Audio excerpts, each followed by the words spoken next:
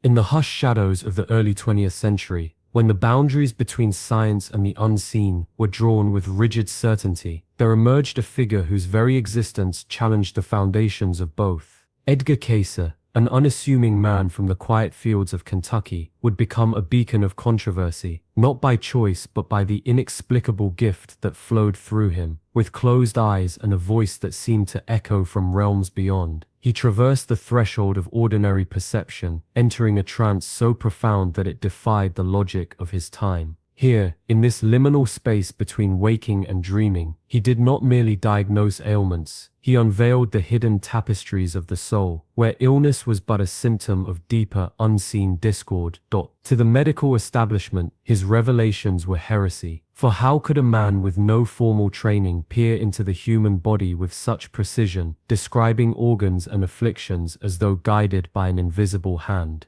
And yet the testimonies mounted, cases of healing where conventional medicine had surrendered, where the scalpel and the prescription had failed. But it was not the successes alone that unsettled the skeptics. It was the nature of his insights, the way he spoke of the body as a vessel of energy, of past lives and karmic imprints, of a spiritual anatomy as real as the bones beneath the flesh. And when he turned his gaze toward epilepsy, a condition shrouded in fear and misunderstanding, the discomfort of the scientific world reached its peak.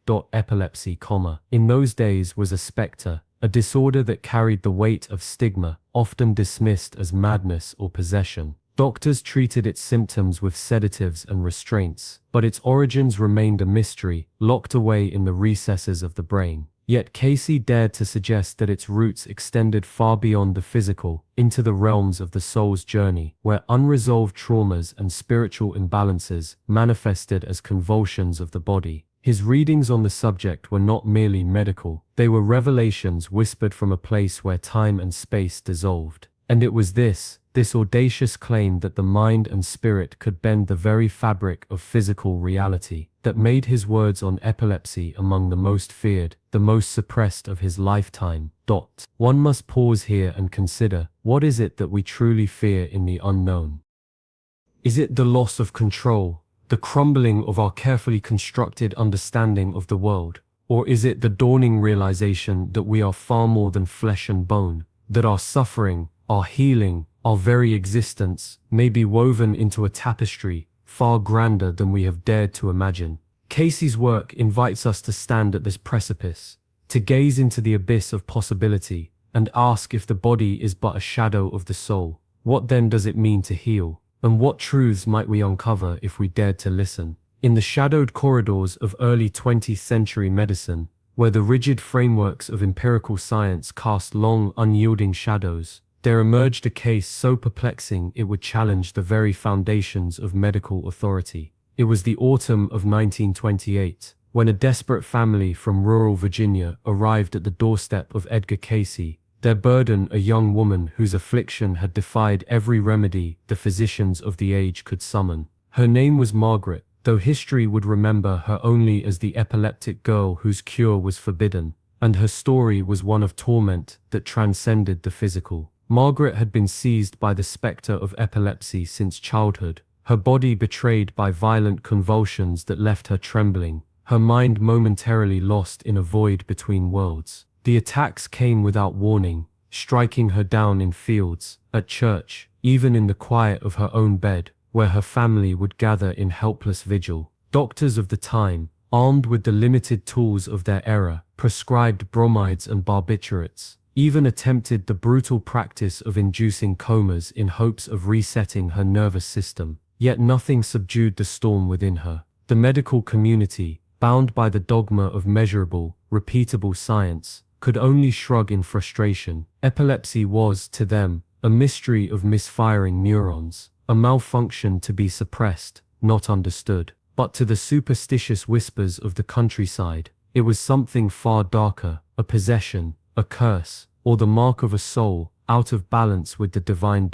It was this duality of perception, the cold detachment of medicine, and the fearful awe of folklore that drove Margaret's family to Cayce. They had heard tales of the sleeping prophet, the man who could peer beyond the veil of the visible and return with answers no microscope could reveal. Yet even among those who sought his help, there was hesitation.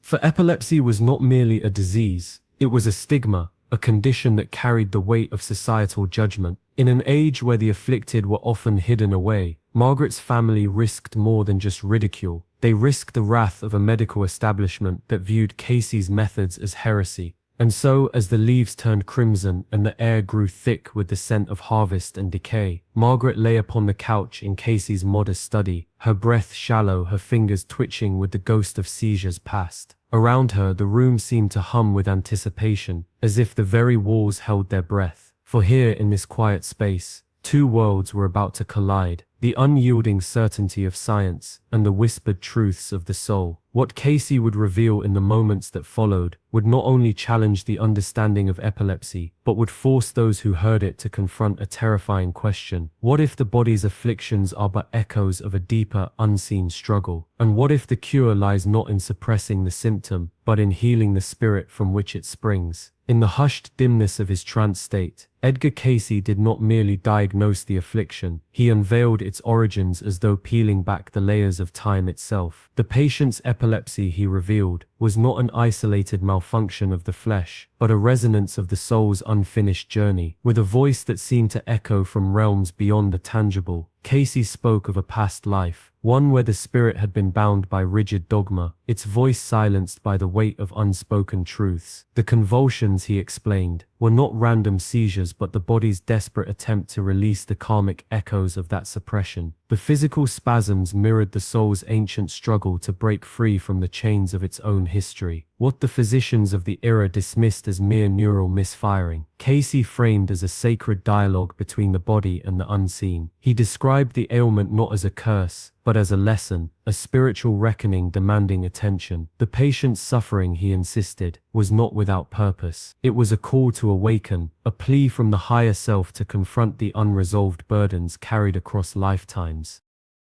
The medical charts of the time could trace the electrical storms in the brain, but Cayce's readings traced the storms of the spirit, where fear, resistance, and unlearned wisdom manifested as physical turmoil.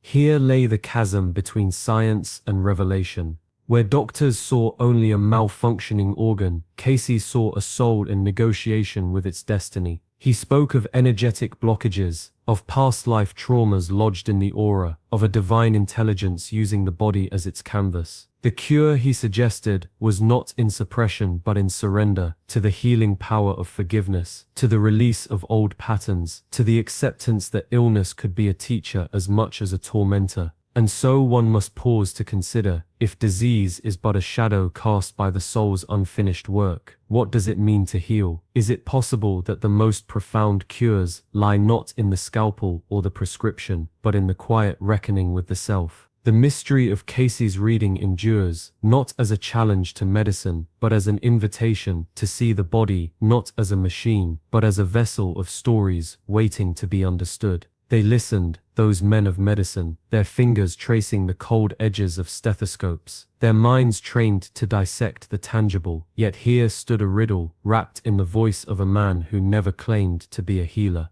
Edgar Cayce's reading on epilepsy did not arrive with the sterile precision of a scalpel or the chemical certainty of a prescription. It came as a whisper from realms they had been taught to dismiss, a diagnosis woven with threads of karma, past lives, and the soul's unspoken burdens. And so the reaction was not merely skepticism, it was something deeper, something akin to fear. Historical accounts reveal a telling tension. In the early 1920s, when Cayce's readings began to circulate among physicians, the responses were rarely neutral.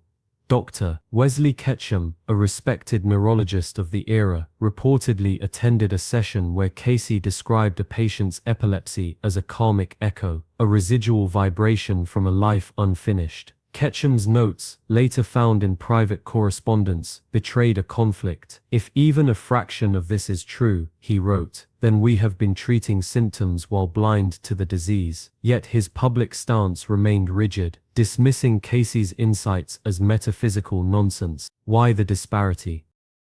Perhaps because to acknowledge the spiritual was to admit the limitations of their craft, to confront the terrifying possibility that the body was not merely a machine, but a vessel for forces they could neither measure nor control. Others reacted with outright hostility. The American Medical Association, in its 1931 bulletin, warned practitioners against associating with unlicensed mystics, a thinly veiled reference to Cayce's growing influence. Behind closed doors, however, whispers persisted. A surgeon from Virginia, whose name was redacted from records, allegedly destroyed his notes after Cayce accurately described a patient's condition, one he had misdiagnosed for years. The fear was not of fraud, it was of validation. For if Cayce's methods held merit, what else might lie beyond the microscope's lens? Consider for a moment the weight of such a revelation. To accept that epilepsy, or any illness, could stem from a spiritual wound was to unravel the very foundation of materialist medicine. It demanded a humility the field was not yet prepared to embrace. And so the silence of the white coats spoke volumes. It was the silence of a paradigm clinging to its edges, unwilling to peer into the abyss of the unknown. What truths, one wonders, have been buried beneath the weight of such fear? And if the body is indeed a ledger of the soul's journey, what other cures might we have dismissed, not because they failed, but because they asked too much of our understanding? The question lingers, as relevant now as it was in Cayce's time. Perhaps the greatest mystery is not the illness itself, but the resistance to seeing it whole.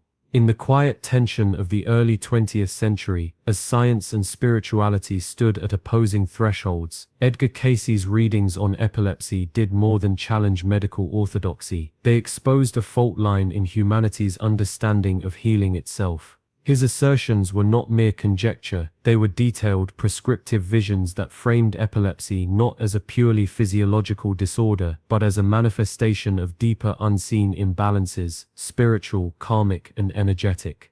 The implications were staggering. If true, they demanded a radical reimagining of medicine, one where the soul's journey and the body's afflictions were inextricably linked. Historical records reveal a society both fascinated and terrified by such ideas. By the 1920s and 1930s, as Cayce's readings circulated among desperate patients and curious physicians, a subterranean movement began to take shape. Medical journals of the era, while dismissive in public, privately documented cases where Cayce's recommended treatments, dietary adjustments, spinal manipulations, and even past life regression therapies yielded inexplicable remissions. Yet, the establishment's resistance was fierce. The American Medical Association, in its 1924 bulletin, warned of the dangers of unscientific spiritualism, a thinly veiled reference to Cayce's growing influence. What they feared was not the man, but the precedent. If epilepsy, a condition long deemed incurable by conventional means, could be alleviated through spiritual insight, what other sacred cows of medicine might fall? Cayce's readings did more than inspire hope. They catalyzed the birth of modern holistic medicine. Figures like osteopath Andrew Taylor, still though initially skeptical, began integrating Cayce's principles into their practices, laying the groundwork for what would later become energy healing, psychic surgery, and even the New Thought movement. Yet, the most profound shift was not in the methods, but in the mindset. Cayce's work forced a question that still echoes today. What if the body is not merely a machine to be repaired, but a vessel of unseen forces, ones that science has only begun to name? The resistance to his ideas was never truly about the lack of evidence. It was about the threat of a paradigm where healing was not controlled by institutions, but accessed through intuition, faith, and the mysterious currents of the subconscious. As one examines the archives of Cayce's epilepsy cases, a pattern emerges, not of a charlatan, but of a man who saw what others could not, or would not, acknowledge. And so, the question lingers, suspended in the space between doubt and wonder. If the most forbidden truths are those that liberate us from fear, what other cures might we be silencing, simply because they ask too much of our belief? In the shadowed corridors of early 20th century medicine, where the cold precision of science clashed with the whispered truths of the unseen, there existed a knowledge so potent it was deemed forbidden. Edgar Cayce's reading on the epileptic patient was not merely a diagnosis, it was a revelation, one that threatened to unravel the very fabric of conventional belief. For, in that singular moment, as Cayce's voice bridged the earthly and the ethereal, he did not just prescribe a cure, he exposed a truth that the medical establishment of his time was unprepared to confront. The question lingers, why was this particular reading shrouded in such secrecy, as if the mere utterance of its insights could destabilize the fragile equilibrium between faith and empiricism? The answer lies not in the symptoms of the affliction itself, but in what Cayce's vision implied about the nature of healing and the soul. His reading suggested that the patient's epilepsy was not an isolated malfunction of the brain, but a manifestation of deeper spiritual discord, a disruption in the energetic harmony between body and spirit. This was not a notion that could be measured in laboratories or dissected under microscopes. It was a challenge to the very foundations of materialist science, which in the early 1900s was fervently asserting its dominance over all forms of knowledge. To acknowledge Cayce's insights would be to admit that there were forces at play beyond the reach of scalpels and chemicals, forces that demanded humility, not hubris. Yet the prohibition of this knowledge was not merely scientific, it was societal. The early 20th century was an era of rigid structures, where the boundaries between sanity and mysticism were policed with vigor. Alternative healing methods, particularly those rooted in spirituality, were dismissed as charlatanism, or worse, heresy. Cayce's reading threatened to validate what many feared most, that the human experience was not solely governed by the tangible, but by an intricate dance between the seen and the unseen. The medical elite, guardians of a burgeoning technological age, could not afford to let such ideas take root, for if the soul could influence the body, then the authority of the physician, and the institutions they represented, could be called into question. And so the reading was buried, not because it was false, but because it was dangerous. It asked too much of those who encountered it, to consider that healing might require more than pills and procedures, that the mind and spirit were not mere byproducts of biology, but architects of it.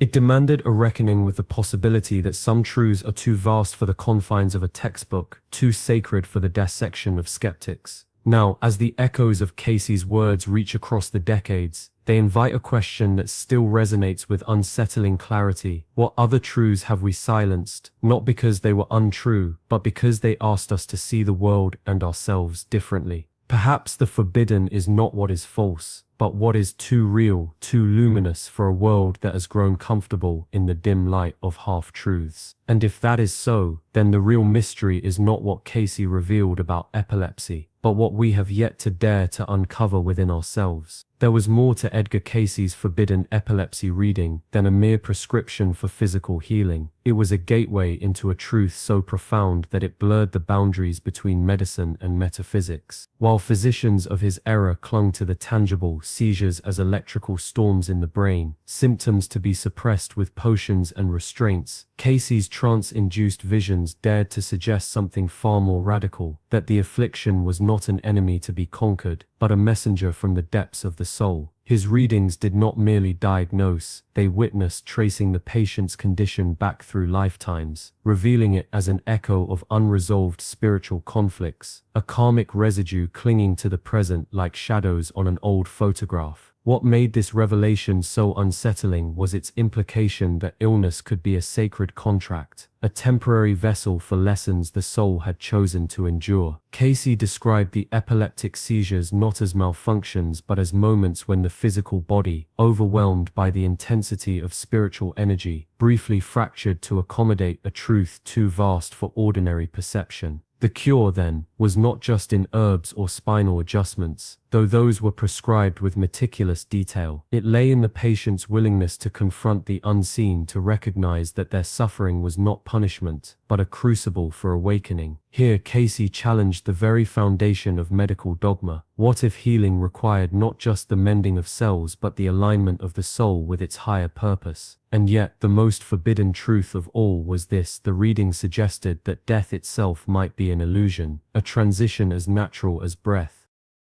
Cayce's visions spoke of the patient's seizures as glimpses into the between, those liminal spaces where the soul hovers between worlds, remembering its immortality. To the doctors of the time, this was heresy. To the patient, it was liberation. For if illness could be a bridge to higher consciousness, then suffering was not meaningless. It was an invitation. Now, consider this. If Cayce's insights were more than superstition, if the body truly carries the imprints of the soul's journey, then what does your pain whisper to you? Is it possible that beneath the symptoms lies a language older than medicine, a call to remember who you were before this life, and who you will be after? The question is not whether you believe, but whether you dare to listen. There exists within the annals of Edgar Cayce's readings, a quiet but unshakable truth, one that unfolded not in grand proclamations, but in the trembling hands of those who dared to believe. Among them was Margaret, a woman whose life had been seized by the merciless grip of epilepsy since childhood. Conventional medicine had labeled her condition incurable, a sentence she carried like an invisible weight. Yet, when Cayce's readings entered her world, they did not merely speak of symptoms, they spoke of souls. Her affliction, he revealed, was not an accident of biology, but a karmic echo, a lesson written in the language of past lives. The prescription was not a pill, but a pilgrimage inward, meditation to quiet the storm of her mind, dietary shifts to purify the temple of her body, and above all forgiveness, to release the unseen burdens her spirit had carried across lifetimes. Then there was James, a skeptic by nature, whose seizures had left him isolated, his mind a battlefield between science and despair.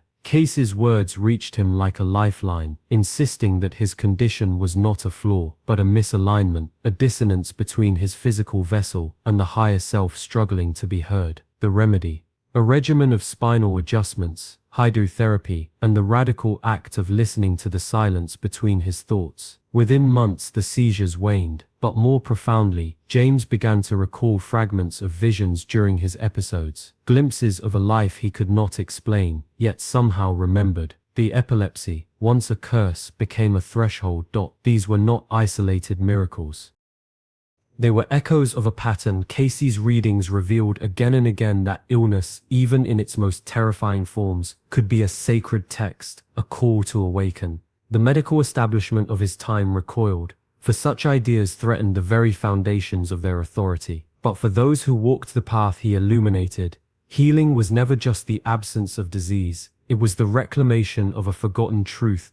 And so one must ask, if these lives could be rewritten, what other silenced wisdom might still be waiting to unfold? Perhaps the greatest prohibition was never the cure itself, but the fear of what we might discover if we dared to look beyond the needle and the scalpel. The question lingers, suspended in the space between doubt and faith. Where will you choose to listen? Decades may separate us from Edgar Cayce's revelations, yet his insights into the interplay of mind, body, and spirit resonate with an urgency that modern science and spirituality can no longer ignore. The forbidden cure for epilepsy, once whispered in fear, now finds its shadow cast across contemporary holistic practices, where the boundaries between medical empiricism and spiritual intuition blur. Today, practitioners of energy medicine, neuroplasticity researchers, and even progressive neurologists are rediscovering what Cayce dared to articulate, that the body is not merely a biological machine, but a vessel of unseen forces, where trauma, karma, and consciousness itself may manifest as physical affliction. Consider the resurgence of interest in Cayce's work among those who walk the line between ancient wisdom and cutting-edge science. Functional medicine doctors now explore how emotional blockages correlate with seizure activity, mirroring Cayce's assertions that epilepsy could stem from soul shocks, unresolved spiritual disturbances imprinting upon the nervous system. Studies on the placebo effect and psychoneuroimmunology validate what mystics have long known: belief shapes biology. Yet Cayce went further, suggesting that the soul's journey across lifetimes, no less, could dictate the fragility of the temporal lobe, the very epicenter of epileptic storms. Is it coincidence that modern epigenetic research now hints at inherited trauma, or that near-death experiences often describe the same life review Cayce claimed influenced physical health? The challenge then is not whether to believe, but how to integrate. Holistic centers from Sedona to Switzerland, now incorporate Cayce's principles, dietary protocols, spinal manipulations, and past life regression into epilepsy management, often with results that defy conventional prognosis. Yet the medical establishment remains divided, clinging to the safety of measurable data, while patients, desperate for answers, turn to the very mysteries once deemed heresy. What if the fear surrounding Cayce's readings was never about the cure itself, but the threat it posed to a worldview that demands the sacred and the scientific remain forever separate? Perhaps the time has come to ask, what if the most radical healing requires not the abandonment of reason, but its expansion? The next frontier of medicine may lie not in rejecting Cayce's visions, but in testing them, with rigor, with humility, and with the understanding that the greatest mysteries of the human experience have always demanded both faith and inquiry. The question lingers as relevant now as it was in his time. Are we brave enough to explore the forbidden? And so, the journey through Edgar Cayce's most forbidden revelation draws to its contemplative close, a narrative not merely of epilepsy and its enigmatic cure, but of the delicate, often fractured intersection between science and the sacred. Here, at the threshold of understanding, one must pause to consider what was truly feared in Cayce's readings, not the possibility of healing itself, but the unsettling implication that the human body is not a machine to be repaired in isolation, but a vessel intricately woven into the fabric of the unseen. His vision of epilepsy as a disruption, not just of neural pathways, but of the soul's harmony with its physical form, challenged the very foundations upon which modern medicine was built. For if illness could be a manifestation of spiritual discord, then healing might demand more than scalpels and prescriptions. It might require a reckoning with the divine. The resistance to Cayce's insights was never about efficacy alone. It was about authority. Who holds the keys to truth when a sleeping prophet speaks of energies unseen, of past lives influencing present afflictions, of cures that defy empirical measurement? The silence of the medical establishment was not ignorance, but a quiet terror that perhaps the boundaries of their knowledge were far narrower than they dared admit. Yet history, as it often does, has begun to whisper back. Today, the resurgence of interest in Cayce's work is not mere nostalgia. It is a reflection of a deeper cultural hunger, a yearning to reconcile the rigor of science with the mystery of the soul. Studies on the placebo effect, the power of meditation, even the emerging field of psychoneuroimmunology, all hint at what Cayce knew intuitively, that belief is not just a comfort, but a force. But the question lingers, suspended in the space between what is known and what is felt. What else remains hidden? If Cayce's forbidden cure for epilepsy was but a single thread in a vast, untapped tapestry of spiritual and physical truth, how many more threads await discovery? The legacy he left is not a closed book, but an invitation, one that beckons the curious to step beyond the confines of dogma, whether scientific or spiritual, and to explore the terrain where both might meet. And so, to those who have walked this path of inquiry, the call is not to abandon reason, but to expand it. To ask what if the next great leap in healing is not found in a laboratory alone, but in the quiet spaces where the mind communes with the infinite. The challenge is not to choose between science and spirituality, but to dare to imagine a world where both are necessary, where the scalpel and the soul are not adversaries, but allies. Perhaps the most forbidden truth of all is this, that we are only beginning to understand the depths of what it means to heal, and the journey, if one is brave enough to take it, continues.